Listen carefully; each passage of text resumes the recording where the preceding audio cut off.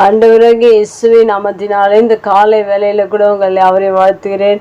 கர்த்தர் உங்களை ஆசீர்வதிப்பாராக. இந்த நாளிலே கூட ஆதியாகம புஸ்தகம் 17ஆம் அதிகாரம் 1ஆம் வசனத்தை கூட வாசித்து தியானிக்கலாம்.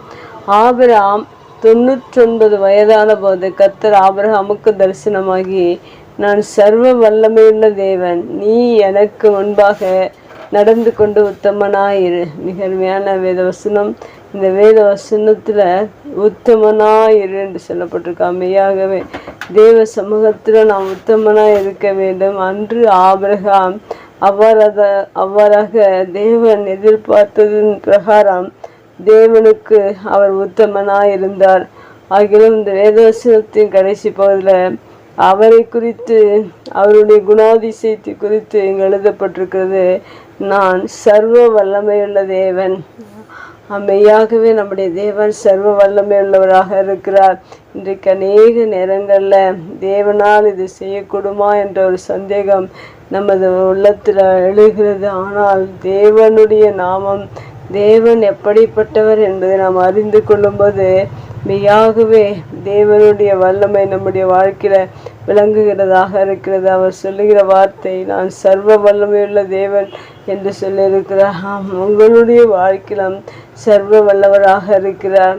அநேக காரியங்களை தேவனிடத்தில் எதிர்பார்க்கிறீர்களா? தேவன் சர்வ வல்லவராக நம்முடைய வாழ்க்கையில் செய்ய போதுமானவராக இருக்கிறார். ஆபிரகாமுடைய வாழ்க்கையில் குழந்தை இல்லாத சூழ்நிலையில், அது முடியாது என்கிற சூழ்நிலையில் தேவன் ஆபிரகாம் சோர்ந்திருக்கும்போது தேவன் சொன்ன வார்த்தை தான், நான் சர்வ வல்லமையுள்ள தேவன் என்று சொல்லியிருக்கிறார். அவர் சர்வ வல்லமையுள்ளவர்.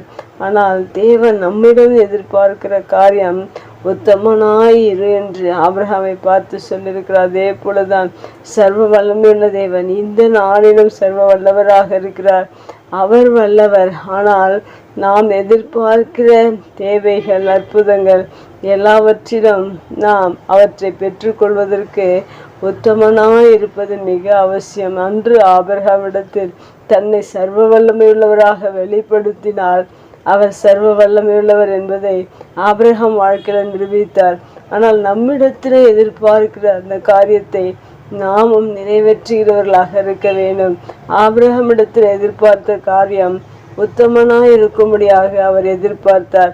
இன்றைக்கு நம்முடைய வாழ்க்கையில் அவர் சர்வ வல்லமையுள்ளவராக இருந்து நாம் உத்தமமாக இருக்கும்போது, அன்று ஆபிரகாமுக்கு தேவன் அற்புதத்தை செய்தது போல உங்களுடைய வாழ்க்கையிலும் செய்வதற்கு அவர் போதுமானவர். உங்களிடத்தில் எதிர்பார்க்கிற ஒரு காரியம் உத்தமனாய் இருக்கும்படியாக நாமும் உத்தமனாய் இருந்து ஆபிரகாமை போல தேவனிடத்தில், சர்வ வல்லமை உள்ள தேவனிடத்தில் நாம் அற்புதங்களை பெற்றுக்கொள்ள தேவன் நமக்கு உதவி செய்வார். கண்களை முடிச்சு வைக்கலாம். எங்கள் அன்பு தகப்பனே, இந்த அருமையான வார்த்தைக்காய் நன்றி செலுத்துகிறோம். நீர் சர்வ வல்லமையுள்ள தேவன் என்பதை நாங்கள் அறிந்திருக்கிறோம். எங்களுடைய வாழ்க்கையில் நீர் அற்புதங்களை செய்ய வல்லவர், அதிசயங்களை செய்ய வல்லவர். நீர் எதிர்பார்க்கிற அந்த உத்தமம் எங்களுடைய வாழ்க்கையில் ஒவ்வொரு நாளும் தொடரும்படியாக, நாங்கள் உத்தமமாய் இந்த பூமியில் வாழும்படியாக நீர் எங்களுக்கு உதவி செய்ததற்காக நன்றி செலுத்துகிறோம். சர்வ வல்லமையுள்ள தேவன் எங்களுடைய வாழ்க்கையில் பெரிய காரியங்களை செய்து கொடுக்க போகிறதற்காக நன்றி செலுத்துகிறோம். இயேசுவின் நாமத்தில் ஜெபம் கேளும் நல்ல பிதாவே, ஆமேன்.